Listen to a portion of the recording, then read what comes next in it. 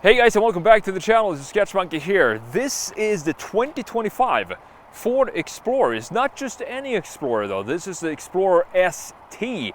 Ford Performance, 400 horsepower. I've always been a fan of the Explorer. I like the styling of it. The proportions are correct. It looks planted, looks almost like it's moving forward even when it's standing still because of this sloped roofline that we have.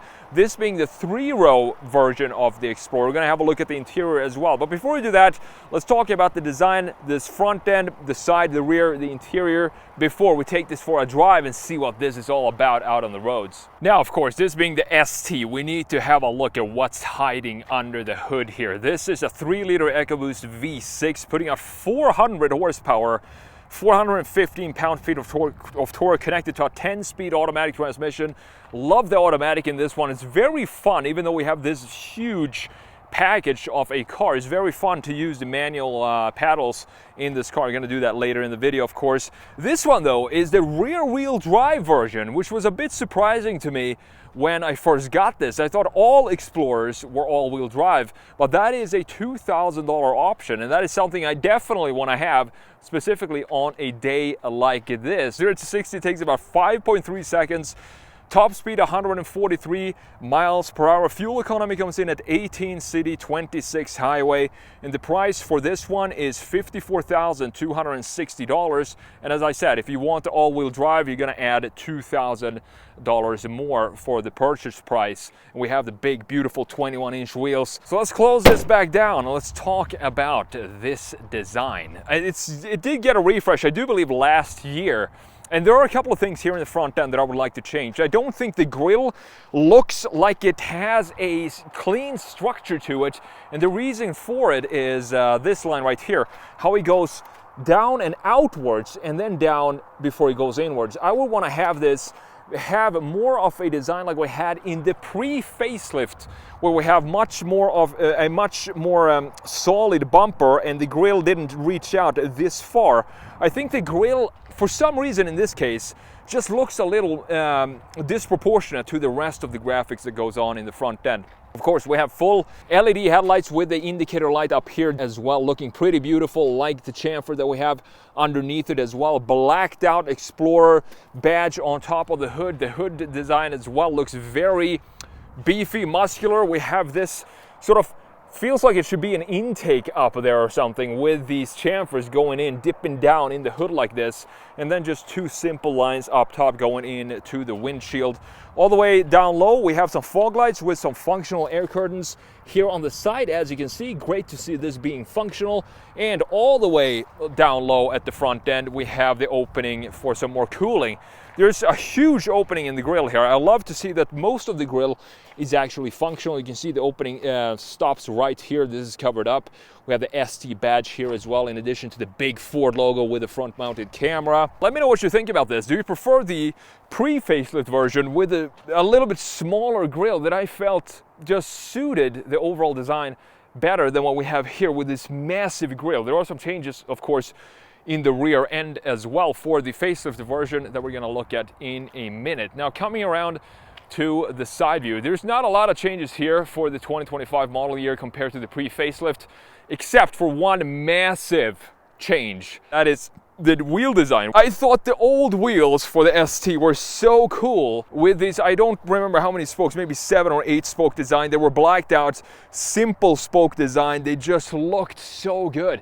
I would want to have those, the same wheels, but in the same finish like we have here, sort of gunmetal finish. These still look good. They just don't look as big because we don't have a simple spoke design anymore. 275 21s all around here, even though this is the rear-wheel drive version. We have the big brake caliper painted red, which I love to see, specifically when we have this carbonized gray metallic, which this color is called, just to add a splash of color onto this car. As you can see, 275 45 are 21s. They don't look like 21s to me. They look more like 20s or something like that.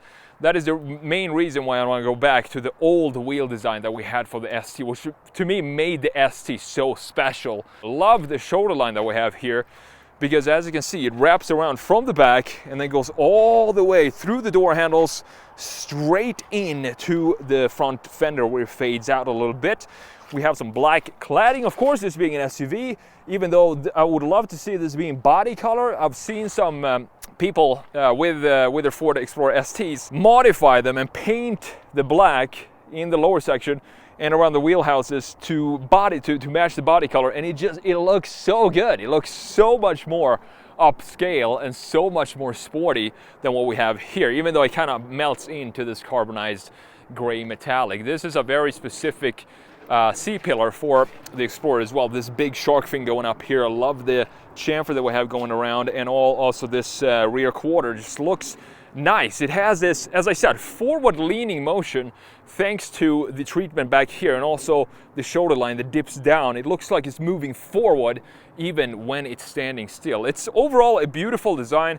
Have some nice line flow at the lower section as well, going into the bumper and straight through the middle section. Now coming around to the rear end, we do have some changes here as well as in the front end for the facelift. There's one thing back here that you might already know, but that I just don't understand why Ford did it with the Ford Explorer ST, why they did it with this treatment. We're going to talk more about that in a minute. We have the wiper located on the windshield. Again, this being a pretty expensive SUV, I want to hide that wiper underneath. But this is new for 2025. This insert here, which I really like, it gives a lot of dynamic movement to the taillights, because you can see it starts with a long piece, shorter, short, into this very short piece right here, creating, again, movement in the rear end with the graphics. Full LED indicator here. Love the big juicy LED that we have on the side and how this stretches into the shoulder line, being the starting point for the shoulder line as it shoots forward. I also like these small details inside of the taillight. The taillight unit for the Explorer overall is just a stunning piece of design. You can see, like, this is something that I think the designers had a lot of fun just designing all of these small pieces inside of the taillight itself. We have Explorer blacked out just like we have in the front end, in the back here. And the overall chiseledness is something I really appreciate with the Explorer.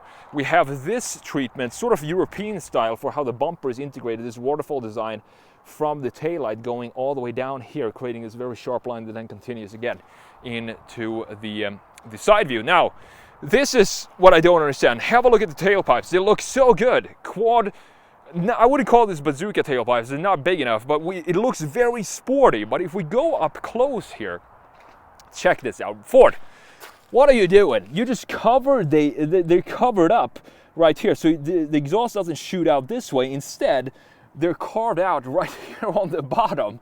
So that is the solution for the exhaust pipes from Ford. You can't call them fake because the exhaust is still shooting down from the lower section, from sort of the underside of the pipe, but it would be more natural to just have them be pipes and just regular exhaust pipes sticking out there. Now, let's open this up. The button is located under the R logo right here with the 3-row that we have for this specific Explorer. You have a lot of storage here.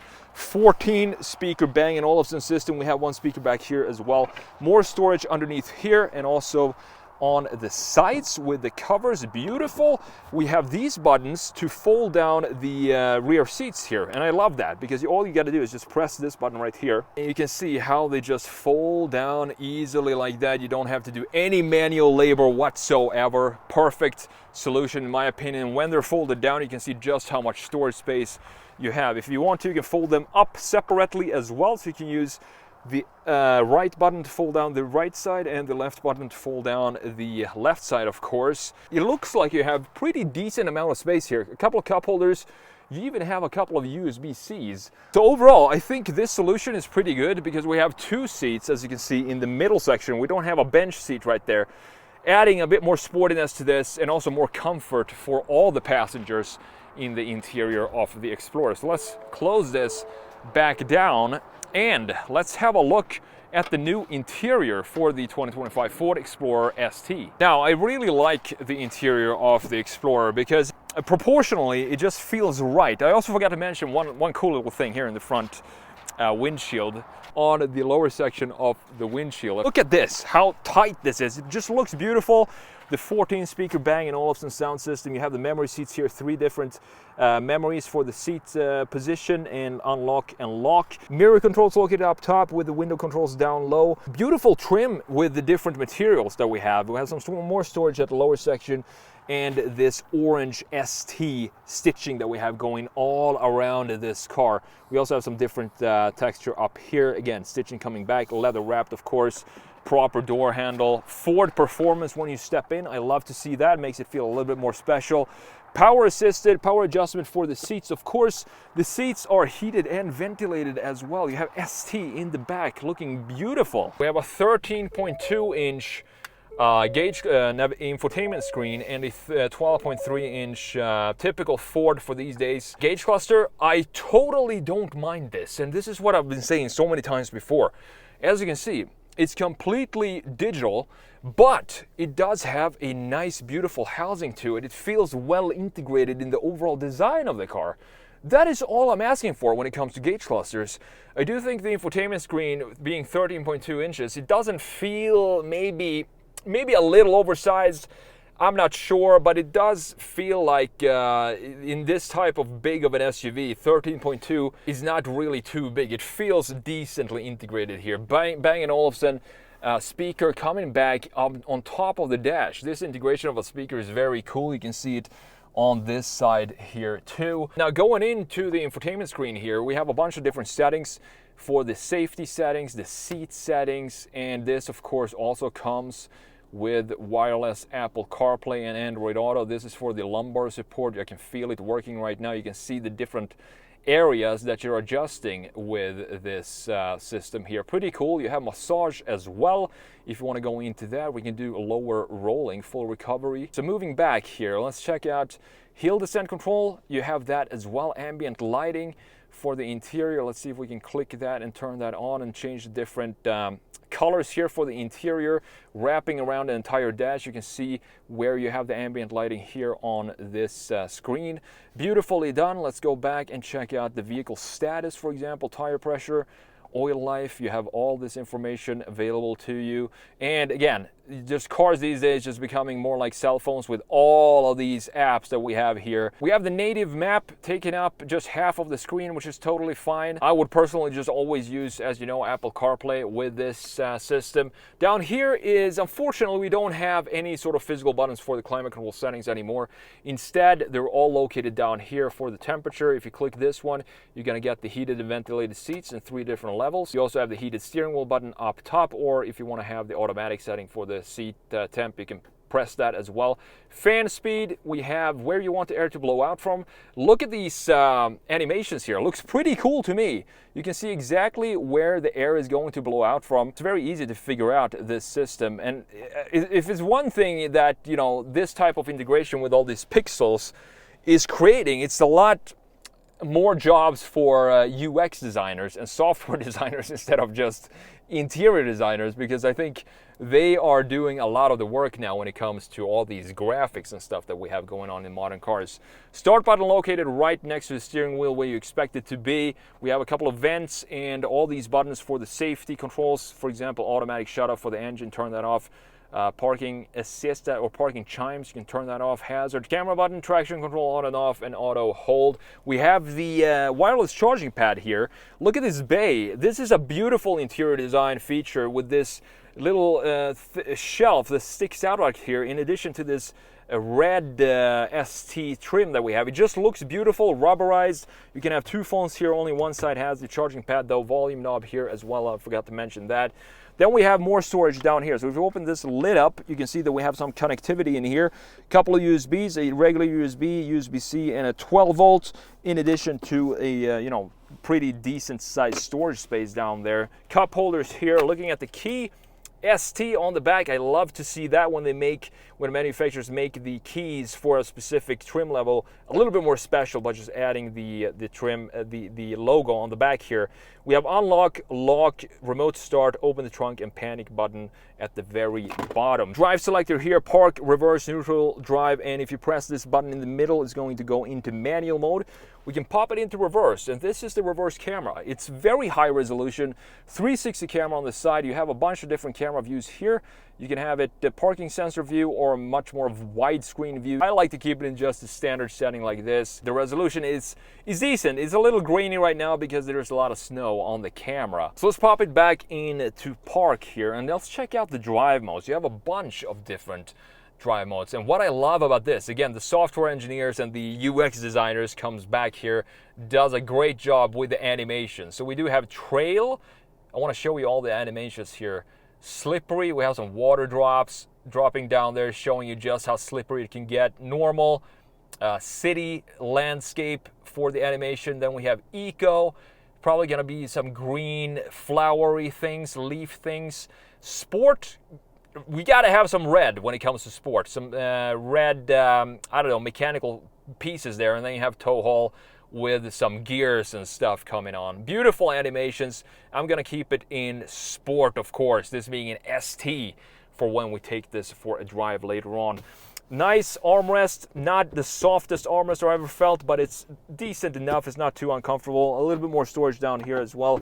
If we open this up, you have 2 more USB-Cs, so we have plenty of USB-Cs in this interior with a very big storage space there as well. Now looking at the seats, love the seats, heated and ventilated, very soft, super comfortable. Feel like you're commanding this vehicle when you're sitting in these seats. We can see we still have the red stitching coming back here with, again, the ST logo kind of hiding behind here. You can't really see it from my angle, but if you see it from a straight front view, you're going to see that ST comes back here in the backrest. Beautiful design, again, adding some special feeling to the ST model compared to the rest of the lineup. Now looking at the steering wheel, typical Ford steering wheel here. We have the ST again, making it feel special. We have some more controls for the gauge cluster. You can, of course, customize this in very typical Ford fashion to show you exactly what you want to have in the middle section here. Going back, we can switch out the center display to show you different types of information in the middle. All of those buttons for the customization is located here on the steering wheel to the right, in addition to the voice command. And the Blue Cruise, I do believe it's called, the cruise control for Ford, is located right here, in addition to some volume knobs at the bottom. Light settings on the left side of the steering wheel, indicator stock on the left side again of the steering wheel, and the wiper and washer is located right here on the right. With the paddles, pedals are a little bit too small for me. I want to have them be a little bigger than this, but they're not hard to find when you're driving on twisty roads. As long as you keep your hands in the same position, you're always going to have up on the right side and down on the left side. Up top, we don't have a sunroof, and this is so refreshing to see. If we have an ST, a sport model like this, I would not want to have a sunroof. It's just going to add weight to the top, and this feels more cozy anyway. I never really...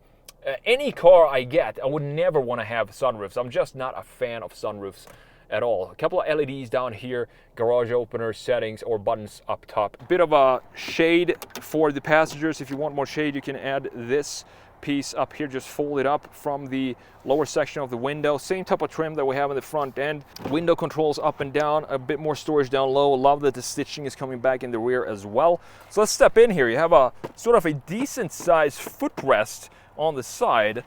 Now if we go in here, you can see that we do have climate settings for the passengers as well. So we have 3 climate zones. In addition to that, you also have heated seats, 2 different levels, as you can see. Couple of more USBs. So we have so many USB ports in this, in addition to a 12-volt house outlet down here. Big space in the middle, this being a, not a bench seat, very easy to access the back seats. And I'm actually gonna try and let's see, 6'1", if I can fit back here. There's no way I can fit in there, but if I were to sit right here in the middle like this, I wouldn't have any issues whatsoever sitting back here for a decent amount of time. The seats are pretty firm. They're not the most comfortable seats, but again, the USB seats coming back in the 3rd row seat as well, in addition to some cup holders, some tie downs. Pretty cozy back here.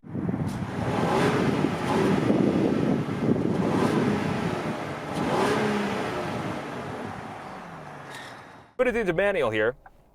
This 10-speed automatic is just fantastic. Going uphill a little bit.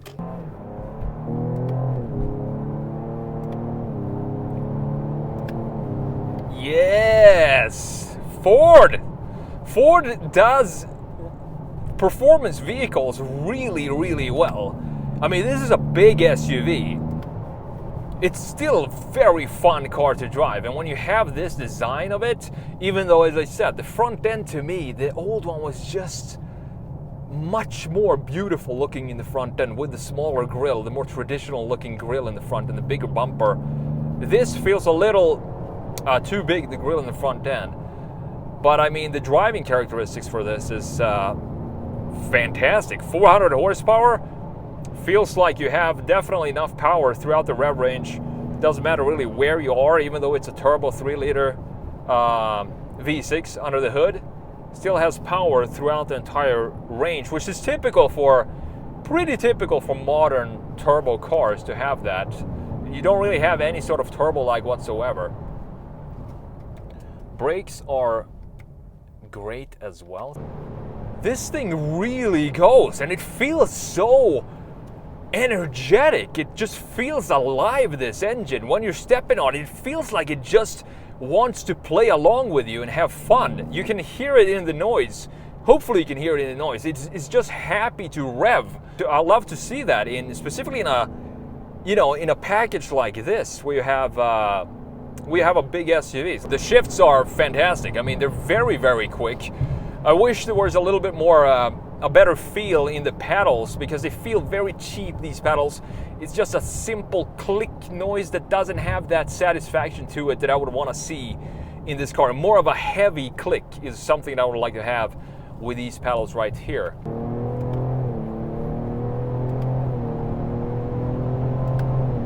Oh, it just wants to keep pulling. Love this car. It's a great performance SUV. I mean, I'm not gonna say that it's, at the same level as BMW's performance SUVs, but this is probably the closest I've felt at a lower price range to a BMW when it comes to them just building SUVs that you can't really distinguish from if it's an SUV or you're driving a sports car, what's going on. You can feel a little bit of body roll in this car since we are sitting a bit higher, but it's still not the suspension is not tuned for off-roading. It's a sporty tune for the suspension, meaning that it will feel more planted or more leveled. Super comfortable on the highway. We can put it back into normal, just quiet it down a little bit maybe if we want to go. If we're in Denver right now, we want to drive to Colorado Springs, maybe an hour and a half, just cruise along. Very, very comfortable car. These seats are fantastic. They're very cushy. Feels like I'm sitting in a couch, and yet they still hold you in place when you decide to go for some corners. And again, this interior, it's just a beautiful looking interior. One thing that could improve here, we have a 13.2 inch, as I said, infotainment screen. The only thing I don't like about it is, first of all, the finish of it, the gloss black framing here. It doesn't look great. It looks pretty cheap to me. Second thing I would like to see is if they somehow could put these vents here, reposition the vents and lower this down even further so it's in line with the top of the dash and have it in this area down here. That would be my optimal solution for this. But they worked with what they had, I guess, and it's not the worst implementation of a big infotainment screen I've seen. Overall, the Ford Explorer ST 2025 model year, I've always been a fan of the ST. I think it's such a cool SUV. You got 400 horsepower. It looked even cooler with the old wheels. As I said, if we could have the old wheels with this type of finish that we have here, this sort of gunmetal finish on the color for them, that would be perfect. They would look bigger. They would look like maybe 22s. Fill out the wheelhouses nicely with the graphic design that we have for the old wheels. These look decent. They just don't live up to the old wheels. But overall, it's a fantastic SUV. Enough power. You don't need more power than this, in my opinion. Thank you so much for watching, and I'll see you in the next video.